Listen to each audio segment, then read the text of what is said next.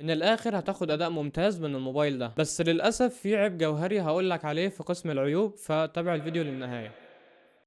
واخيرا وبعد طول انتظار السوق المصري بينتعش من جديد، والانتعاش المره دي تقيله شويه اجهزه فلاج شيب او موبايلات من الفئه الرائده بتتوفر عندنا ضمان محلي، ومن اهمهم واللي بعتبره الاقوى فيهم هو الفيفو اكس 300 برو. والجهاز ده تحديدا ما كنتش اتوقع في يوم انه ممكن يتوفر عندنا ضمان محلي او اي جهاز من فئه الاكس من فيفو. خلونا نتعرف على وحش الكاميرات الفيفو اكس 300 برو ونعرف مميزاته وعيوبه، ونبدا سريعا.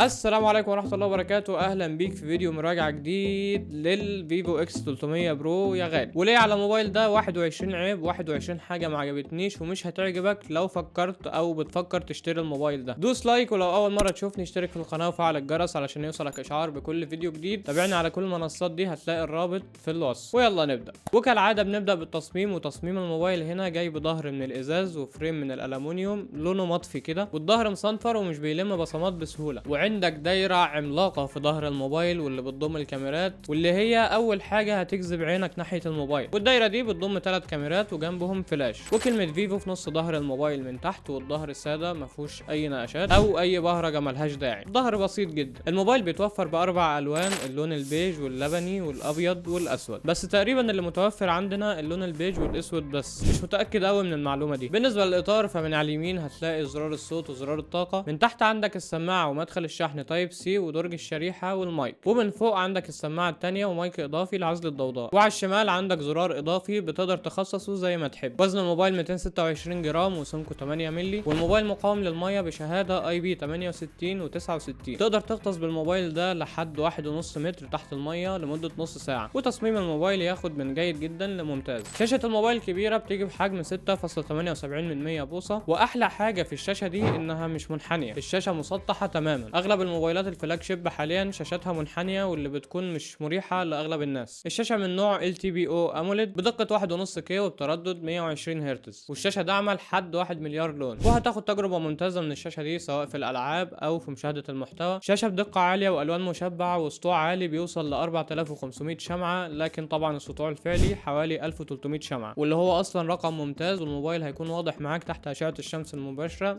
مفيش اي مشكله. كل حاجه محتاجها في الشاشه دي هتلاقيها. عندك HDR 10 بلس و HDR فيفيد ودولبي فيجن، ومعدل وميض الشاشه ممتاز 2160 PWM. الشاشه مش هتتعبك اثناء الاستخدام حتى لو كنت بتستخدم الموبايل لفترات طويله. وحواف الشاشه ممتازه وقليله جدا، ونسبه استحواذ الشاشه هنا 91.6%. كثافه البكسلات في شاشه الموبايل ده 452 PPI، والشاشه عليها طبقه حمايه ارمور جلاس. انا مش عارف ده نوع حمايه فعلا ولا كاتبينها بيرضوا الناس بيها، حاسسهم بيضحكوا علينا بس ما عنديش دليل. عندك بصمه صاروخيه تحت الشاشه بحساس التراسونيك، واللي هيديلك سرعه ودقه عاليه عن باقي البصمات العاديه. حرفيا انت بتلمس البصمه الجهاز بيفتح معاك، ومكانها ممتاز. والشاشه تاخد من جيد جدا لممتاز. الموبايل بيجي بمعالج جديد من ميديا تك الدايمنسيتي 9500، معالج ثواني النواه بيوصل ل 4.21 جيجا هرتز، وبدقه تصنيع 3 نانومتر. وده معالج سفاح حرفيا، واحد من اقوى المعالجات في الوقت الحالي. وطبعا وبلا شك هيشغلك اي لعبه او اي برنامج مهما كانوا تقال. اي لعبه مهما كانت تقيله هتشتغل بجرافيك عالي وبسلاسه. الموبايل محقق حوالي 3 مليون و500 الف نقطه على برنامج انتوتو سكور، ومحقق 3560 نقطه في السنجل كور و10500 نقطه في المالتي كور. من الاخر هتاخد اداء ممتاز من الموبايل ده، بس للاسف في عيب جوهري هقول لك عليه في قسم العيوب، فتابع الفيديو للنهايه. عموما المعالج قوي جدا واداء الموبايل مش هيأثر معاك في اي حاجه، وغير انه موفر جدا في استهلاك الطاقه، والاداء ياخد من جيد جدا لممتاز. بالنسبه للمساحه فالموبايل نازل في مصر بنسخه واحده، وهي ال 512 جيجا و16 جيجا رام، والذاكره من نوع يعتبر جديد وتقنيه جديده اسمها دول UFS 4.1. باختصار شديد كلمه دول هنا مقصود دول تشانل، يعني قناتين او مسارين. يعني نوع الذاكره ده بيقرا ويكتب في مسارين في نفس الوقت، وده بيخليها اسرع بكتير في فتح البرامج عن اي موبايل تاني واي نوع ذاكره تاني. سرعه اعلى في فتح البرامج، واي برنامج محتاج قرايه وكتابه بسرعه عاليه الذاكره دي هتسد معاه. ومثلا لو بتصور فيديو بجوده عاليه زي ال 8K فانت محتاج سرعه قرايه وكتابه عاليه شويه، والتقنيه دي ما شفتهاش غير في الموبايل ده، ودي نقطه تحسب له. الرامات LPDDR5X بسرعه بتوصل ل 5300 ميجا هرتز. ونخش على البطاريه. الموبايل ده بيتوفر بنسختين من البطاريه. النسخه الاولى 5540 ملي امبير ودي نسخه اوروبا، والنسخه الثانيه 6510 ملي امبير ودي النسخه العالميه، والحمد لله دي النسخه اللي متوفره عندنا في مصر. وطبعا البطاريه بالتقنيه الجديده السيليكون كربون، ودعم للشحن السريع بقدره 90 واط، وبتشحن لاسلكي بقدره 40 واط. البطاريه هتدي لك كالعاب حوالي 6 او 7 ساعات متواصل، وفي الاستخدام العادي الموبايل هيكمل معاك اليوم مستريح وزياده كمان. ودي شويه الاختبارات اللي اتعملت على بطاريه الجهاز ده. الموبايل دعم لخاصيه الباي باس تشارجنج، يعني تقدر تلعب عليه وهو بيشحن من غير ما تاثر على البطاريه او الموبايل يسخن جامد منه. والبطاريه تاخد جيد جدا. الموبايل جاي باندرويد 16 مع واجهه فيفو الاوريجين OS 6، والموبايل داعم لحد 5 سنين تحديثات، وده رقم ممتاز مش بنشوفه كتير في الفئه دي غير من سامسونج. نيجي بقى لاكتر حاجه بتميز بيها الفيفو اكس 300 برو وهي الكاميرات. الموبايل ده بيجي بعدد كاميرات جبار، كاميرات تقدر تنافس الكاميرات. الموبايل جاي بثلاث كاميرات في الظهر بالتعاون مع زايس. الكاميرا الاساسيه بدقه 50 ميجا بكسل بفتحه عدسه f1.6 بمستشعر ممتاز من سوني LYT 828، وده مستشعر بحجم 78 بوصه، ودعم المثبت البصري OIS. الكاميرا الثانيه بيرسكوب تيليفوتو بدقه 200 ميجا بكسل بفتحه عدسه f2.7 بمستشعر من سامسونج اسمه ايزوسيل HBB، وده مستشعر بحجم 71 بوصه. البعد البؤري للعدسه دي 85 مللي، ودعم المثبت البصري OIS. الكاميرا دي هتدي لك زوم 3.5x اوبتيكال او حقيقي، وبيوصل ل 120x ديجيتال. الكاميرا الثالثه الترا وايد بدقه 50 ميجا بكسل بفتحه عدسه f2.0 بمستشعر سامسونج برضو اسمه JN1. والكاميرا السيلفي بدقه 50 ميجا بكسل وبفتحه عدسه f2.0 بنفس مستشعر الالترا وايد السامسونج JN1، ودعم المثبت الالكتروني EIS. وعندك مستشعر كلر سبيكتروم سنسور. الموبايل بيصور فيديو بالكاميرا الخلفيه الاساسيه بدقه 8K مع 30 فريم او 4K مع 30 او 60 او 120 فريم في الثانيه، وبيصور 10 بت لوج ودولبي فيجن HDR. ال 10 بت لوج ده لو حابب تعدل الوان الفيديو بنفسك من غير تدخل السوفت وير، وبيصور فيديو سيلفي بدقه 4K مع 30 او 60 فريم في الثانيه. نيجي بقى لتجربه الكاميرات الفعليه. الكاميرا الاساسيه في النهار هتدي لك تجربه ممتازه، تشبع الالوان ممتاز والتفاصيل ممتازه، وحرفيا التفاصيل هنا ممتازه لدرجه انك مهما تزوم في الصوره لسه محافظه على جودتها، اللي هو انت مش هتلاحظ بكسله جامده في الصوره. والدايناميك رينج حرفيا مثالي، لون البشره مظبوط قوي مش شاحب او فاقع بزياده، والعزل برده ممتاز في الموبايل ده. الموبايل بيطلع صور عاديه وبورتريه تحفه بالكاميرا الخلفيه. والكاميرا الاساسيه في النهار تاخد ممتاز، والتصوير الليلي بالكاميرا الخلفيه هتاخد تجربه ممتازه. التفاصيل وتشبع الالوان والدايناميك رينج ممتازين في التصوير الليلي، والصور في الليل بالعدسه الاساسيه هتاخد ممتاز. نخش على الكاميرا التليفوتو. والصور بالعدسه التليفوتو هنا هتطلع لك صور بتفاصيل وحده ممتازين، تشبع الالوان من جيد جدا لممتاز، والدايناميك رينج ممتاز. والكاميرا دي بتعمل عزل جامد قوي، تحس الصوره سينمائيه او طالعه من كاميرا احترافيه مش كاميرا موبايل خالص. وكمان تقدر تاخد صور ماكرو بالعدسه دي واللي بتطلع نتائج رهيبه. انا بعشق حاجه اسمها صور ماكرو. والصور في النهار بالعدسه التليفوتو تاخد من جيد جدا لممتاز. في كيت بيجي مع الموبايل تقدر تشتريه، بس معرفش متوفر في مصر ولا لا. المهم الكيت ده عشان تاخد تجربه احترافيه اكتر في التصوير، بيكون في عدسه زوم بتدي لك زوم اضافي حقيقي لحد 10x، زوم حقيقي مش سوفت وير، وبيطلع نتائج تحفه، تفاصيل ممتازه ودايناميك رينج جيد جدا وتشبع الوان ممتاز. بس الكيت ده تشتريه لو حابب تاخد زوم اعلى او حابب تاخد صور بشكل احترافي اكتر لو كنت محترف تصوير او بتشتغل في المجال ده. بالنسبه للتصوير بالعدسه التليفوتو في الليل هتاخد تجربه تصوير ممتازه برضو، التفاصيل ممتازه والدايناميك رينج ممتاز وتشبع الالوان جيد جدا. والتصوير الليلي بالعدسه التليفوتو ياخد من جيد جدا لممتاز. تصوير العدسه الالترا وايد هتاخد صور بتفاصيل جيده جدا وتشبع الوان ممتاز ودايناميك رينج جيد جدا. وفي الليل هتاخد تجربه جيده جدا، التفاصيل جيده والدايناميك رينج ممتاز وتشبع الالوان جيد جدا. والعدسه الالترا وايد تاخد جيد جدا. الكاميرا السيلفي بتطلع صور ممتازه، كتفاصيل دايناميك رينج تشبع الوان كلهم ممتازين، وده يعتبر افضل سيلفي شفته الى الان. والسيلفي هنا ياخد ممتاز. بالنسبه لتصوير الفيديو في الكاميرا الخلفيه الاساسيه هتاخد تجربه ممتازه، التفاصيل جيده جدا والدايناميك رينج ممتاز وتشبع الالوان ممتاز، والحده جيده جدا. وتصوير الفيديو اثناء الحركه اداء المثبت الالكتروني ممتاز ومش هتحس باي هزه اثناء التصوير، حركه الفيديو ناعمه قوي مع المثبت الالكتروني. وتصوير الفيديو في النهار ياخد جيد جدا. تصوير الفيديو في الليل بالعدسه الاساسيه الدايناميك رينج ممتاز والتفاصيل جيده والحده جيده وتشبع الالوان ممتاز وياخد جيد. تصوير الفيديو بالعدسه التليفوتو في النهار التفاصيل جيده جدا والحده جيد والدايناميك رينج ممتاز وياخد جيد جدا. وتصوير الفيديو بالعدسه التليفوتو في الليل هتاخد تجربه جيده اجمالا، الدايناميك رينج وتشبع الالوان جيد جدا والتفاصيل جيده وياخد جيد. تصوير الفيديو بالعدسه الالترا وايد الدايناميك رينج جيد جدا والتفاصيل جيده والحده مقبوله وتشبع الالوان جيد جدا وياخد جيد. وتصوير الفيديو السيلفي التفاصيل جيده جدا والدايناميك رينج وتشبع الالوان ممتازين والحده جيده وياخد جيد جدا. بالنسبه للصوت فالموبايل جاي بصوت الستيريو ممتاز، والصوت عالي وجودته عاليه، وهتاخد تجربه ممتازه من سماعات الموبايل ده. شبكات الموبايل ممتازه كعاده شركه فيفو وبي بي كي عموما، مش هتواجه اي مشكله مع الموبايل من ناحيه الشبكه. والموبايل بيشيل شريحتين اتصال وداعم لخاصيه الاي سيم. الموبايل جاي بواي فاي 6 و7 وداعم لخاصيه الدول باند وبلوتوث 6. الموبايل داعم لاغلب المستشعرات اللي هتحتاجها، NFC واي ار بلاستر والجيروسكوب والبوصله، ومستشعر المكالمات حقيقي واداؤه ممتاز. والمفروض انه بيتصل بالاقمار الصناعيه في حال لو حصل حاجه لا قدر الله، لكن معرفش النسخه اللي في مصر داعمه للميزه دي ولا لا. بالنسبه للعلبه فبيجي فيها الموبايل محطوط عليه سكرينه بشكل مسبق، راس الشاحن بقدره 90 واط، ووصله الشحن من تايب ال تايب سي، والجراب ودبوس الشريحه وكتيبات التعليمات. بص هقول لك حاجه خدها قاعده في حياتك عموما بقى، فكك من الموبايل اللي بنراجعه ده، اسمع جو الحكيم دلوقتي. انا كيوسف مش بخلي حبي لحاجه معينه او شخص معين يعميني عن عيوبه. خلينا متفقين ان مفيش حاجه في الكون كله كامله، الكمال لله وحده سبحانه وتعالى. مهما كان حبي لحاجه معينه، لو سالتني عن عيوبها هقول لك 1 2 3، مش هوجع دماغي بقى واقعد ادافع عنها، هي مش من بقيه عيلتي، فاهم؟ يعني مثلا سلسله الاكس من فيفو انا بعشقها، لكن ده ما يمنعش ان في 21 عيب لازم اقولهم دلوقتي حالا. اجهز عشان هندس. وزن الموبايل تقيل شويه وهيبقى صعب تمسكه بايد واحده، ده حرفيا داخل في ربع كيلو. بروز الكاميرات عالي وجاي على مرحلتين، ولو دققت اكتر هتلاقيهم 3، وده هيضطر حضرتك انك تستعمل الجراب اللي بيجي معاه. مفيش مدخل سماعات كالعاده، يعني انا قربت انسى المدخل ده من حياتي اصلا، قرب يتمسح من ذاكرتي. مفيش حمايه ضد الصدمات،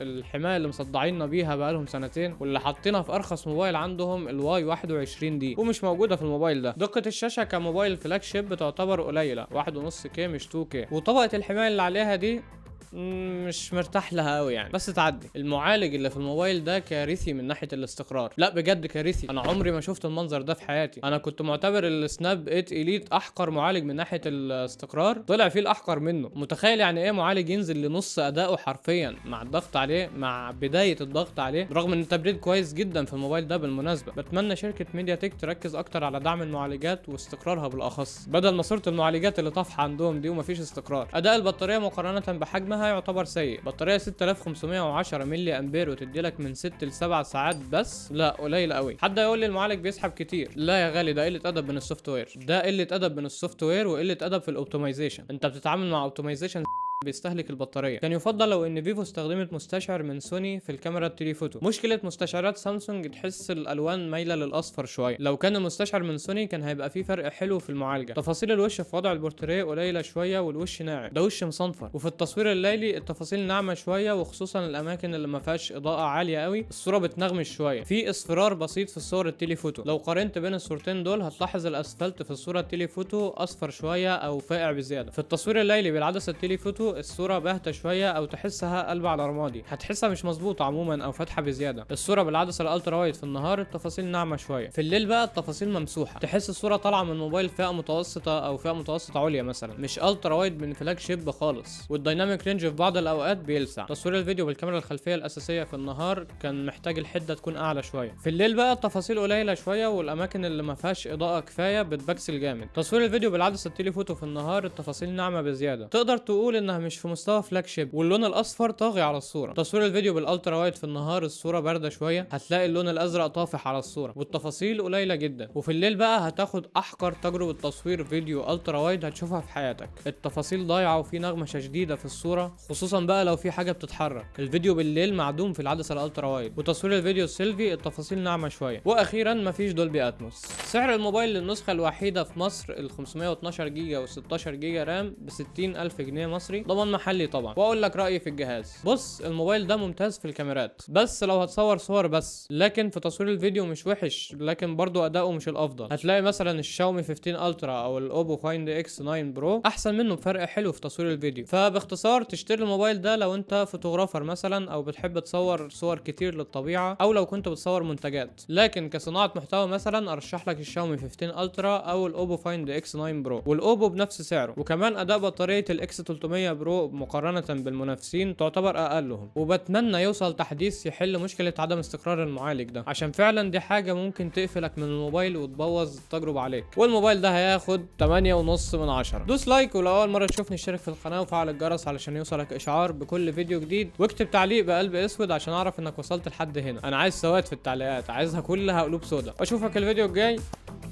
سلام.